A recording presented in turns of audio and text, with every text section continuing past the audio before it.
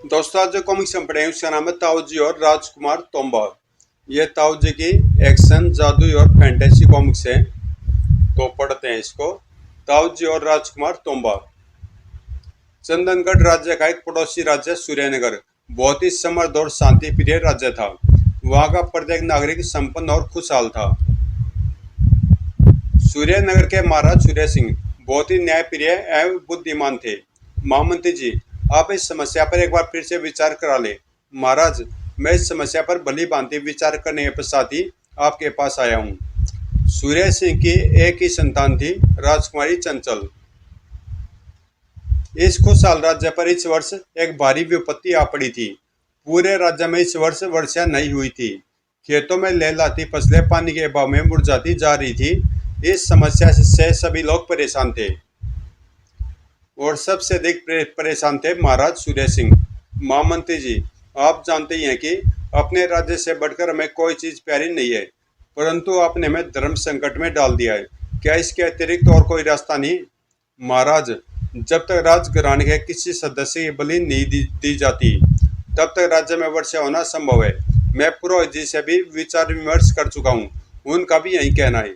यदि 7 दिन के भीतर बलि नहीं दी गई तो राज्य में वर्षा नहीं होगी, और यदि इस बार वर्षा न हुई तो पूरे राज्य की आर्थिक स्थिति चौपट हो जाएगी, लोग भूखों मर जाएंगे। यदि राज्य में काल पड़ गया तो हो सकता है कि कोई पड़ोसी राज्य हम पर आक्रमण कर दे। इसलिए उचित यही होगा कि आप राजकुमारी चंचल को बलि के लिए रजामंद कर लें।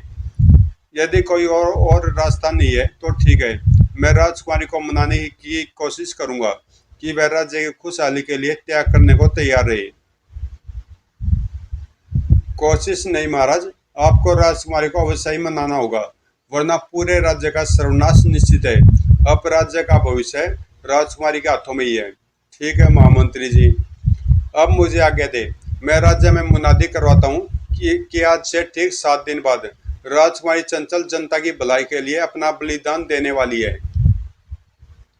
और फिर पूरे जोर शोर से राज्य भर में मुनादी की जाने लगी। सुनो भाइयों, महाराज सूर्य सिंह का आदेश, आज से ठीक 7 दिन बाद राजकुमारी चंचल राज्य की खुशहाली के लिए अपना बलिदान देंगी, ताकि राज्य में वर्षा हो सके। और फिर यह बात पूरे राज्य में फैल गई। सुनो भैया, कितने महान है हमारे महाराज। हाँ सचमुच, हमारे लिए वे अपनी इकलौती संतान की बलि दे रहे हैं। ऐसे महाराज को पाकर हम धन्य हो गए। इधर ताऊजी और रुमझुम एक जरूरी काम निपटाकर वापस चंदनगढ़ जा रहे थे। मार्ग में सूर्यनगर के ऊपर से उड़ते हुए उन्हें नीचे एक स्थान पर काफी भीड़ नजर आई। अरे, यह भीड़ यहाँ क्यों इकट्ठी हो रही है? कुछ गड़बड़ लगती है। आप ठीक कहते हैं, हमें पास जाकर देखना चाहिए। ताऊजी और रुमझुम पास ही उतरकर भीड़ के पास पहुंचे। महामंत्री और पुरोहित बहुत बुद्धिमान है। यदि उन्होंने यह उपाय बताया है तो अवश्य ही ठीक ढंग से सोच विचार किया होगा। तुम सही कहते हो, राजकुमारी की बलि अवश्य दी जानी चाहिए। इसी में हमारा सबका भला है। ताऊजी ने ग्रामीण से सारी बात पूछी। बात सुनकर ताऊजी गंभीर हो उठे। ओह, लगता है इस सब के पीछे कोई गहरा षड्यंत्र है। हमें महाराज से मिलना चाहिए। और रुमझुम। दूसरी ओर महाराज सूर्य सिंह अपनी इकलौती पुत्री को बलि के लिए तैयार कर रहे थे। बेटी, महामंत्री और पुरोहित जी ने अपनी विद्या द्वारा ही यह उपाय बताया है कि राजघराने के किसी सदस्य की बलि देने पर ही वर्षा होगी। पिताजी, आप चिंता न करें, मैं बलि के लिए तैयार हूँ। मैं जानती हूँ आप जितना प्यार मुझसे करते हैं उतना ही अपनी प्रजा को भी करते हैं। पर बेटी, मैंने निश्चय किया कि तुम्हें बलिदान नहीं होने दूंगा। तुम्हारी जगह मैं अपना बलिदान दूंगा। नहीं पिताजी, मेरे जीवित रहते आपको चिंता करने की कोई आवश्यकता नहीं है। आप राज्य की देखभाल कीजिए। तभी एक सैनिक ने कक्ष में प्रवेश किया। महाराज, चंदनगढ़ के ताऊजी आपसे मिलना चाहते हैं। ओह, उन्हें आदर सहित यहाँ ले आओ। कुछ क्षण बाद ताऊजी ने कक्ष में प्रवेश किया। महाराज सूर्य सिंह को ताऊजी का नमस्कार। मेरा भी महाराज को नमस्कार। स्वागत है ताऊजी, हमारे धन्य भाग जो आप यहाँ पधारे। ताऊजी ने महाराज सूर्य सिंह से राजकुमारी चंचल की बलि दिए जाने के बारे में पूछा। पूरी बात सुनकर ताऊजी और रुमझुम गंभीर हो उठे। महाराज, क्या आप ये समझते हैं कि राजकुमारी की बलि देने पर राज्य में वर्षा अवश्य होगी? हमारे विद्वान पुरोहित और महामंत्री को तो यही विश्वास है। लेकिन एक क्षण के लिए मान ले कि आपकी पुत्री की बलि देने के पश्चात भी यदि राज्य में वर्षा न हुई तो क्या होगा। परंतु हमारे पुरोहित जी और महामंत्री का यही मानना है। वे दोनों हमसे झूठ क्यों बोलेंगे? वैसे भी वे हमारे बहुत विश्वास पात्र हैं। मगर मुझे इसके पीछे कुछ गड़बड़ लगती है। हमें पता लगाना होगा कि कहीं इसके पीछे कोई बहुत बड़ा षड्यंत्र तो नहीं है। क्यों रुमझुम? बिल्कुल ठीक कहा आपने। आपकी बात ने तो मुझे और भी दुविधा में डाल दिया ताऊ जी। आपके साहस और बुद्धिमान को भला कौन नहीं जानता। मुझे आपकी बात में कुछ दम दिखाई दे रहा है। तो फिर आप राजकुमारी की बलि की घोषणा को वापस ले लीजिए। हम वर्षा करवाने का कोई और उपाय ढूंढ लेंगे। मगर ताऊ जी, अब तो पूरे राज्य में घोषणा की जा चुकी है। यदि अब हम अपनी बात से पीछे हटेंगे तो प्रजा हम पर आरोप लगा देगी कि राजघराने के सदस्य की बलि देने के डर से हम झूठ बोल रहे हैं। ओह, आप सही कहते हैं। और अभी हमें किसी ऐसी बात भी तो नहीं पता जिससे कि हम यह कह सके कि यह वास्तव में कोई षड्यंत्र ही है, अथवा सचमुच ही बलि देने से राज्य में वर्षा हो जाएगी। ताऊ जी, ऐसी विकट स्थिति में हमें महाराज की सहायता करनी चाहिए। हाँ ताऊ जी, अब आप ही मुझे इस संकट से बचा सकते हैं। यदि वर्षा न हुई तो मेरे राज्य की प्रजा बर्बाद हो जाएगी, और यदि मेरी बेटी की बलि दी जाती है तो मैं संतानहीन हो जाऊंगा। आप चिंता न करें, मैं इसका कोई न कोई हल ढूंढने की कोशिश करूंगा। ताऊ जी, हमें समय नष्ट नहीं करना चाहिए, बल्कि फौरन ही शुरू हो जाना चाहिए। हमारे पास केवल 7 दिन का समय है। ठहरिए ताऊ जी, मेरा आपको एक सुझाव है। यदि आप इस मामले को वाकई षड्यंत्र समझते हैं तो कृपया कोई ऐसा उपाय कीजिए जिससे 7 दिन के भीतर वर्षा हो जाए। षड्यंत्र का पता हम बाद में भी लगा सकते हैं। ठीक है, 7 दिन का समय हमारे लिए काफी है। मैं राजकुमारी चंचल के प्राणों की रक्षा के लिए कोई कसर नहीं छोड़ूंगा। परंतु ताऊ जी, शुरुआत कहाँ से की जाए? वो मैं आपको बताता हूँ। यहाँ से दक्षिण दिशा में बहुत दूरी पर एक काला पर्वत है, जिसके बीच से एक नदी निकलती है। उसी नदी के किनारे एक विद्वान महात्मा रहते हैं। एक बार शिकार खेलने हम वहाँ गए तो अपने सैनिकों से बिछड़कर जंगल में भटक गए। तभी उन महात्मा सत्यानंद ने हमारी रक्षा जंगली जीवों से की थी और हमें अपने आश्रम में ले गए थे। आते समय उन्होंने मैं कहा था, राजन, यदि जीवन में कभी भी कोई संकट आ पड़े तो हमारे पास आना, हम तुम्हारी सहायता अवश्य करेंगे।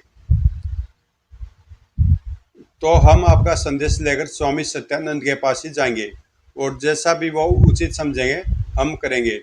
अब हमें आज्ञा दीजिए। मेरी शुभकामनाएं आपके साथ हैं। ईश्वर आपको सफलता दें। और फिर ताऊ जी और रुमझुम काले पर्वत की ओर उड़ चले।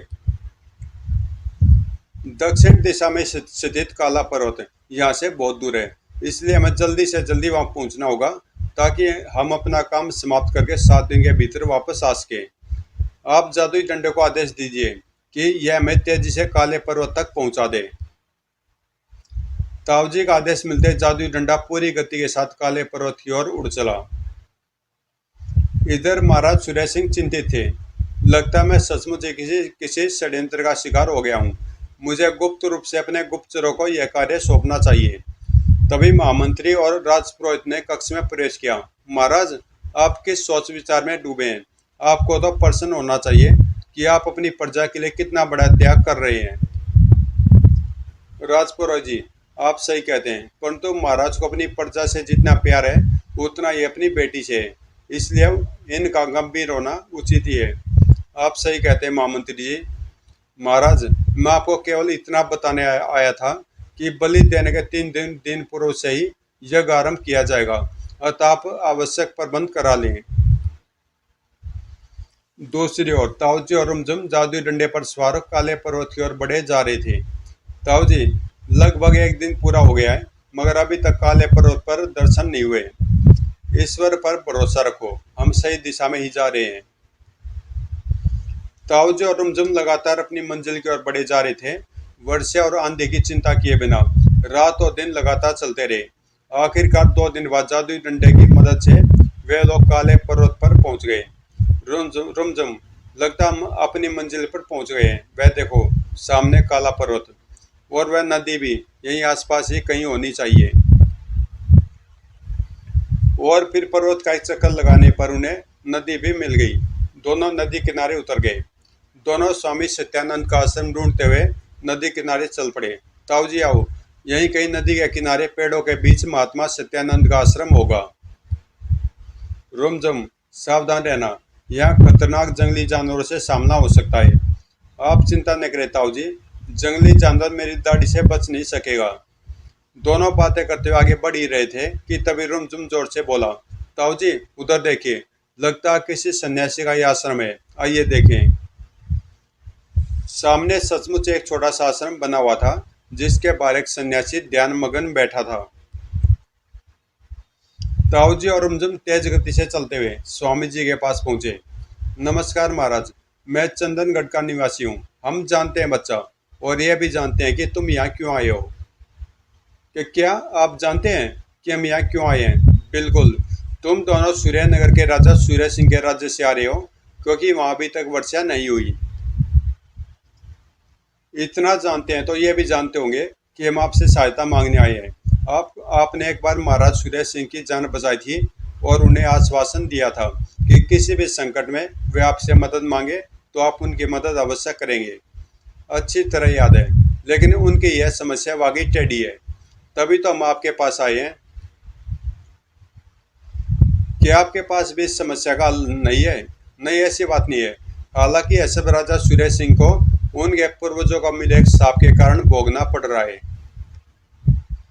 सूर्य सिंह के पूर्वजों को मिला शाप, लेकिन उनको मिला शाप सूर्य सिंह को कैसे भोगना पड़ रहा है?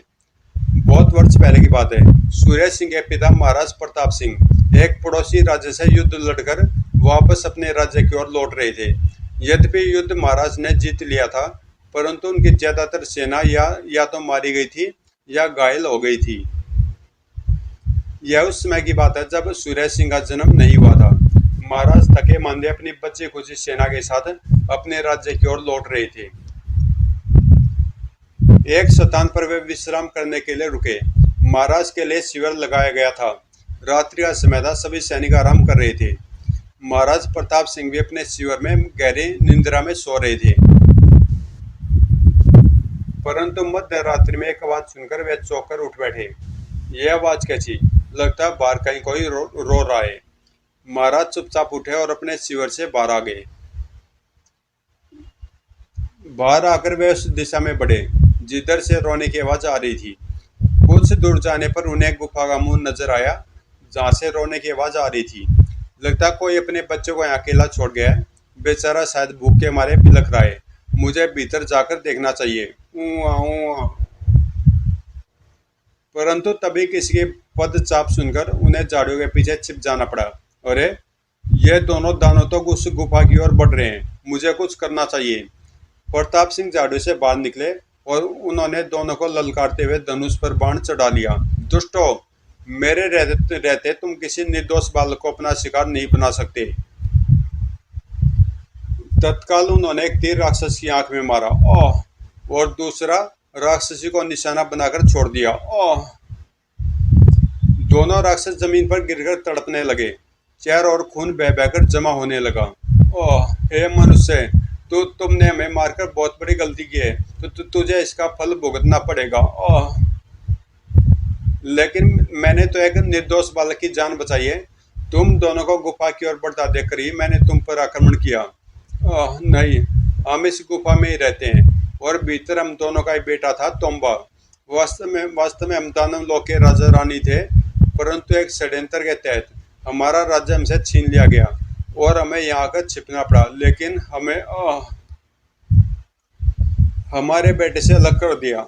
हमारा बेटा राजकुमार तोम्बा हमारे आने वाले समय में राज्य वापस पाने में मदद करता, परंतु तुमने बिना सोच समझे सोचे हमें मारकर तोम्बा को अनाथ बना दिया। मैं तुझे साफ देती हूँ, जिस प्रकार तुमने हमें हमारे बेटे से अलग किया है, उसी तरह तुम्हारी औलाद भी ऐसे षड्यंत्र का शिकार होगी जैसे हमसे हमारा राज्य छीन लिया गया। तुम्हारी औलाद को भी ऐसे मार दिया जाएगा। तूने एक बेटे से उसकी माँ छीनी है, तेरी औलाद भी ऐसा ही दुख सहेगी। महात्मा सत्यानंद ताऊ जी को महाराज प्रताप सिंह को मिले सांप के बारे में बताते गए। और अब यदि तुमने हमारे बेटे के पास जाकर छूने की कोशिश की तो तुम जलकर राख हो जाओगे। तोम्बा का सारा शरीर शरीर देखते हुए आग के गोले के समान है। ओह! इतना कहकर दोनों ने प्राण त्याग दिए। यह सब देख और सुनकर महाराज प्रताप सिंह बेहोश हो गए। और फिर तुम्हारे महाराज मुझे जंगल में सुबह बेहोश पड़े मिले। उन्होंने होश में आकर मुझे सारी बात बताई। मैंने उन्हें वचन दिया था कि यदि कभी ऐसा संकट उनके संतान पर आया तो मैं उनकी मदद अवश्य करूंगा। ओह, यानी इसके पीछे बहुत पुरानी कहानी का चक्कर है। मगर साधु जी महाराज, अब हमें क्या करना होगा?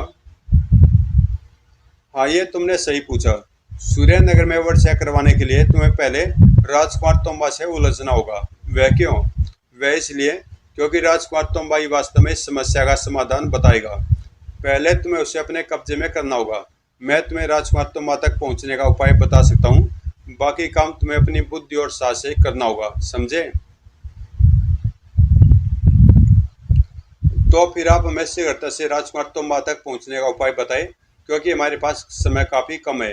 ताऊ जी, राजकुमार तोम्बा तक पहुंचने के लिए आपको इसी काले पर्वत के पीछे स्थित जंगल में जाना होगा, जहां आपको दानव लोक का राजकुमार तोम्बा मिलेगा। लेकिन याद रहे, वह बहुत खतरनाक है, इसलिए आप लोगों को बहुत सावधान रहना होगा। अपने माता पिता के मरने के बाद राजकुमार तोम्बा ने कई वर्षों बाद अपने राज्य पर कब्जा पा लिया है, और वह प्रतिदिन सवेरे सवेरे जंगल में अपने गुरु शैतान महाकाल की पूजा करने अवश्य आता है। हाँ, एक बात और, चूंकि दानवों की आयु बहुत लंबी होती है, इसलिए तोम्बा का शरीर अभी एक बालक के समान है, परंतु उसमें बल की कमी नहीं है, और अपने गुरु की कृपा से वह जादुई शक्तियां भी रखता है। तो महाराज, आप हमें आशीर्वाद दें ताकि हम अपने कार्य को सफलता से पूरा करके वापस लौटें। मेरा आशीर्वाद तुम्हारे साथ है। महाराज सत्यानंद से आशीर्वाद प्राप्त करके ताऊ जी और रुमझुम तोम्बा की खोज में उड़ चले। हमें काले पर्वत के पीछे वाले जंगल में ले चलो, जादुई डंडे। और फिर कुछ ही देर बाद जादुई डंडा ताऊ जी और रुमझुम को लेकर जंगल के भीतर उतरा। अभी सुबह होने में थोड़ी देर थी। लीजिए ताऊ जी, हम सही जगह उतरे हैं। अब हमें राजकुमार तोम्बा को समाप्त करना होगा। आओ रुमझुम, चलिए ताऊ जी। उधर ताऊ जी और रुमझुम राजकुमार तोम्बा को ढूंढ रहे थे। इधर राजकुमार तोम्बा अपनी दैनिक पूजा के लिए जंगल के बीचों बीच बने एक खंडर में पूजा की तैयारी कर रहा था। अंदर तोम्बा अपने गुरु शैतान महाकाल की मूर्ति के सामने खड़ा था। हे शैतान महाकाल, तेरे आशीर्वाद से आज तोम्बा अपने माता पिता के राज्य पर फिर राज कर रहा है। मैं हमेशा तेरी पूजा करता रहूंगा, मुझे शक्ति दे। तेरी कृपा से मेरा कोई भी शत्रु मुझ पर विजय नहीं हासिल कर सकता। मैं अजय हूँ। क्या हा हा। परंतु तभी मूर्ति में से आवाज आने लगी, तोम्बा, तेरी भक्ति से मैं बहुत प्रसन्न हूँ। आज मैं तुझे एक बहुत महत्वपूर्ण चीज दे रहा हूँ जो हमेशा तेरी रक्षा करेगी। महाकाल, वह चीज क्या है? वह एक त्रिशूल है जिसमें किसी भी वस्तु को काटने की अद्भुत शक्ति है। वह त्रिशूल किसी भी चीज से नष्ट नहीं होगा। अब तू आंखें बंद कर राजकुमार तोम्बा। तोम्बा की आंखें बंद करते ही एक त्रिशूल उसके हाथ में प्रकट हो गया। शैतान महाकाल की जय हो। मैं अपना राजा दूर दूर तक बढ़ाऊंगा और अपने सभी शत्रुओं से बदला लूंगा। लेकिन तभी मूर्ति फिर बोल पड़ी, परंतु याद रख, जिस दिन भी इसका निशाना तेरी ओर हो गया तू भी नहीं बचेगा। इसलिए इसे बहुत आवश्यकता पड़ने पर ही याद करना, यह तेरे पास प्रकट हो जाएगा। आप चिंता न करें शैतान महाकाल, मैं इसका प्रयोग आवश्यकता पड़ने पर ही करूंगा। अब मुझे आज्ञा दे। जय शैतान महाकाल की। खैर तोम्बा, बाहर तुझे दो इंसान ढूंढ रहे हैं, इसलिए तू सावधान होकर ही बाहर निकलना। अच्छा, अब जा। महाकाल ने खतरा देखकर ही मुझे सावधान किया है, मगर दो साधारण इंसान मेरा क्या बिगाड़ सकते हैं। खैर, बाहर चलकर देखना चाहिए। इधर ताऊ जी और रुमझुम जंगल में भटक रहे थे। ताऊ जी, यहाँ किसी दत्ता के तो क्या जानवर के भी दर्शन नहीं हो रहे। लगता हमें कोई देख रहा है। दूसरी ओर सूर्यनगर में महाराज सूर्य सिंह और राजकुमारी चंचल चिंतित थे। ताऊ जी को गए 2 दिन हो गए हैं, पता नहीं वे अपने कार्य में सफल भी हो पाएंगे या नहीं। हे ईश्वर, अब तुम्हारा ही सहारा है। केवल 5 दिन शेष रह गए हैं। लगता है मेरी मौत निकट आती जा रही है। ताऊ जी ने रुमझुम को सावधान करने के लिए कहा, और जैसे जैसे ही वे कुछ आगे बढ़े, एक आवाज गूंजी, ठहर जाओ मनुष्यों, तुम यहाँ किस लिए आए हो? यदि जल्दी नहीं बताया तो मैं तुम्हें मारकर फेंक दूंगा। हम यहाँ बहुत जरूरी काम से आए हैं। हमें राजकुमार तोम्बा की तलाश है। मगर तुम कौन हो? सामने आओ। तभी आवाज का मालिक प्रकट हुआ। यह मैं ही हूँ, राजकुमार तोम्बा। मगर तुम दोनों का मुझसे क्या काम है? तोम्बा? वाह, ये तो बहुत ही छोटा ताऊ जी। इसके लिए तो मैं अकेला ही काफी हूँ। क्या कहा? रुमझुम चुप रहो। इसने तुमसे कुछ नहीं कहा। राजकुमार, तुम मुझसे बात करो। मैं तुम्हें बताऊंगा कि हम तुम्हें क्यों ढूंढ रहे थे।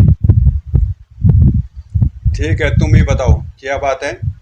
मेरा नाम ताऊजी है और ये मेरा साथी रुमझुम है। हम यहाँ से बहुत दूर एक राज्य सूर्यनगर से आए हैं। उस राज्य में इस वर्ष बिल्कुल भी वर्षा नहीं हुई है। हम चाहते हैं कि तुम हमें हमें वहाँ वर्षा करवाने का उपाय बताओ। हम तुम्हारे बहुत आभारी होंगे। लेकिन यदि उस राज्य में वर्षा नहीं हुई है तो मैं क्या कर सकता हूँ, और मैं तुम लोगों की बात पर कैसे यकीन कर लूँ? हमें स्वामी सत्यानंद ने बताया था कि तुम हमें कोई उपाय अवश्य बताओगे। हमारा विश्वास करो, हम बिल्कुल सच बोल रहे हैं। ठीक है, मैं तुम्हारा विश्वास एक शर्त पर कर सकता हूँ। वह क्या शर्त है? मैं तुम्हें उपाय बता दूंगा, मगर तुम्हें अपने साथी को मेरे पास बंधक के तौर पर छोड़ना होगा। जब तुम्हारा काम पूरा हो जाए तो तुम इसे आकर ले जा सकते हो। बोलो, मंजूर है? ठीक है, मैं तैयार हूँ। तभी, नहीं तोम्बा, यह तुम क्या कर रहे हो? ये लोग सूर्यनगर के राजा सूर्य सिंह के आदमी हैं, जिसने तुम्हारे माता पिता का कत्ल किया था। और अब तुम उसी राज्य की तबाही से बचाने का उपाय बता रहे हो? क्या? क्या सूर्य सिंह के पिता ने मेरे माता पिता को मारा था? ये आप क्या कह रहे हैं, शैतान महाकाल? मैं ठीक कह रहा हूँ। तुम मेरे सबसे बड़े भक्त हो, इसलिए मैं तुम्हें सच्चाई बताने चला आया। बाकी तुम्हारी इच्छा।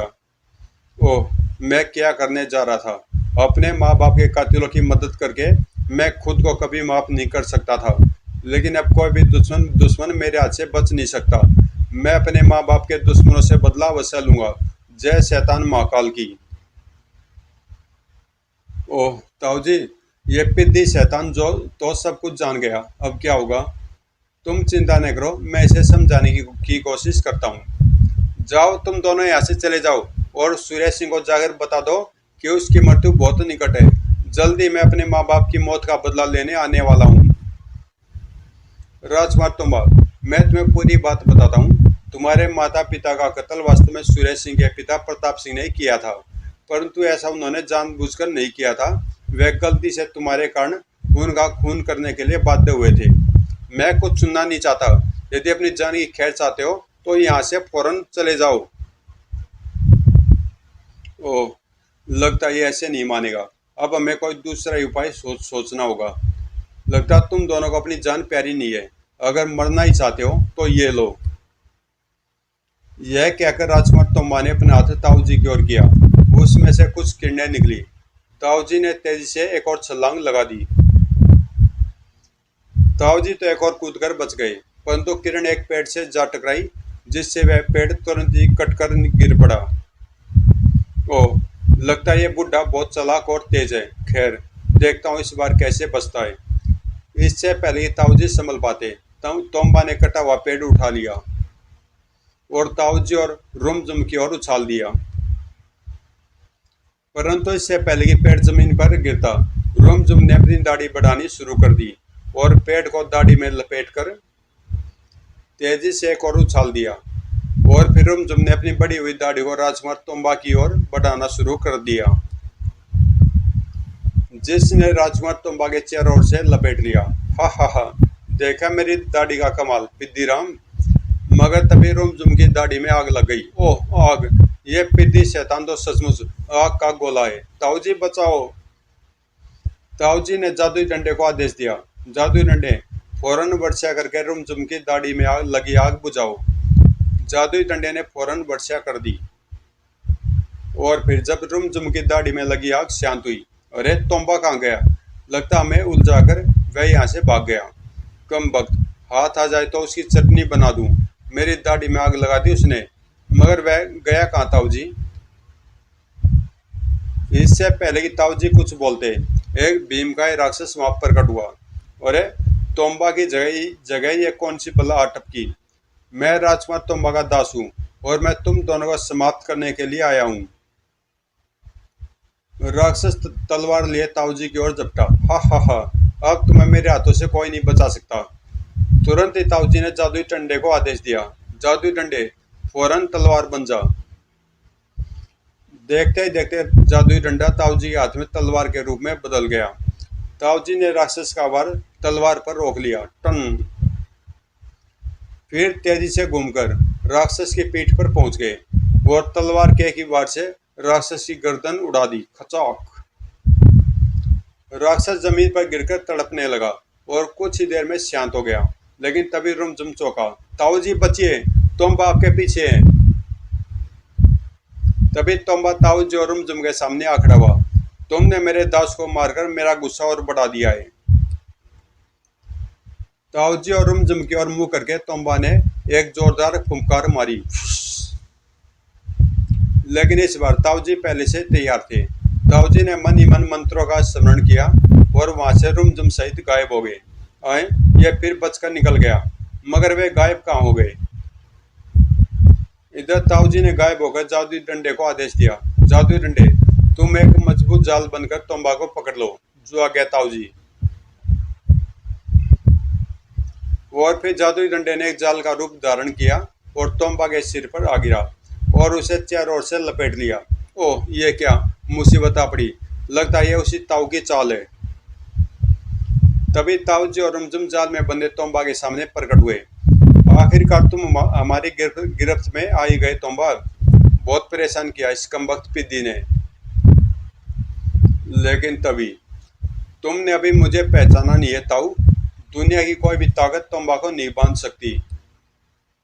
ओह, यह तो सचमुच ही बहुत शक्तिशाली है जो इसने इतना मजबूत जाल तोड़ डाला। अगर जल्द इस पर काबू न पाया गया तो यह हमारे लिए खतरनाक साबित हो सकता है। तभी तोम्बा गरजा।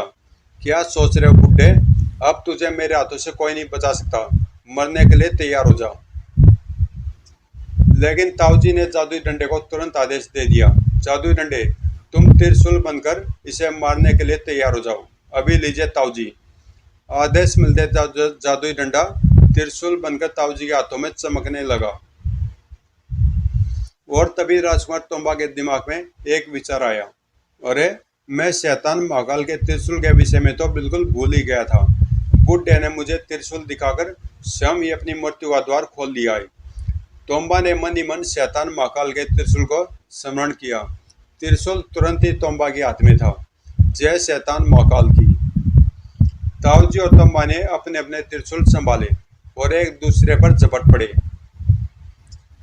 एक दूसरे में फंसे दोनों त्रिशूल उनके हाथों से छिटक कर जमीन पर जा पड़े। ताऊ जी और तोम्बा ने तुरंत झुककर त्रिशूल धरती से उठाए और पीछे पीछे हटकर तोम्बा ने ताऊ जी पर जोरदार वार किया। परंतु आश्चर्य, तोम्बा का फेंका त्रिशूल ताऊ जी के चरणों में आकर गिर गया। लेकिन इससे पहले कि तोम्बा कुछ समझ पाता, ताऊ जी ने अपने हाथ में पकड़ा त्रिशूल तोम्बा पर पूरी शक्ति से खींच मारा। त्रिशूल लगते तोम्बा धरती पर गिर पड़ा। वास्तव में जमीन पर गिरने के कारण दोनों त्रिशूल बदल गए थे और अब ताऊ जी के चरणों में पड़ा त्रिशूल अपनी वास्तविक शक्ल यानी जादुई डंडे के रूप में आ चुका था। शैतान महाकाल का दिया त्रिशूल मेरी मृत्यु का कारण बन गई। ओह तोम्बा, हम तुम्हें मारना नहीं चाहते थे, परंतु गुस्से के कारण तुम स्वयं ही अपनी बुद्धि से नियंत्रण खो बैठे। राजकुमार तोम्बा धरती पर पड़ा तड़प रहा था। ताऊ जी, आप सही कहते हैं, लेकिन अब मैं बच नहीं सकता। शैतान महाकाल ने कहा था, यदि इस त्रिशूल का रुख मेरी ओर होगा तो मेरी मृत्यु हो जाएगी। काश मैं पहले आपकी बात मान लेता। अपनी मृत्यु के कारण तुम स्वयं हो। अपनी मृत्यु के कारण तुम स्वयं हो तोम्बा। यदि तुम हमें हमारी समस्या हल कराने का उपाय पहले ही बता देते तो हम चुपचाप यहाँ से चले जाते। ताऊ जी, अपने माता पिता की हत्या की बात सुनकर मैं क्रोध में आ गया था, परंतु अब मेरी मृत्यु निकट है और मैं आपकी सहायता अवश्य करूँगा। मैं आपको आपकी समस्या का हल बताकर ही प्राण त्यागूंगा, लेकिन यह सब इतना आसान नहीं है। इसके लिए आपको अपने प्राणों की बाजी लगानी होगी। तुम चिंता न करो, हम मरने से नहीं डरते। ठीक है, तो फिर सुनिए। सूर्यनगर में वर्षा कराने के लिए आपको दत्तलोक में हमारे महल के तय खाने में रखा जादुई कालीन प्राप्त करना पड़ेगा। जो आपको स्वामी महात्मा शुक्राचार्य के पास ले जाएगा। जादुई कालीन महात्मा स्वामी शुक्राचार्य। हाँ, वह जादुई कालीन हमारे पूर्वजों के स्वामी शुक्राचार्य के एक शिष्य से छीना था, जो कि हमारा शत्रु था, और स्वामी शुक्राचार्य तक पहुंचने का एकमात्र उपाय वह जादुई कालीन ही है। लेकिन यदि हमें स्वामी शुक्राचार्य तक जादुई कालीन ने नहीं पहुंचाया तो ऐसा नहीं होगा।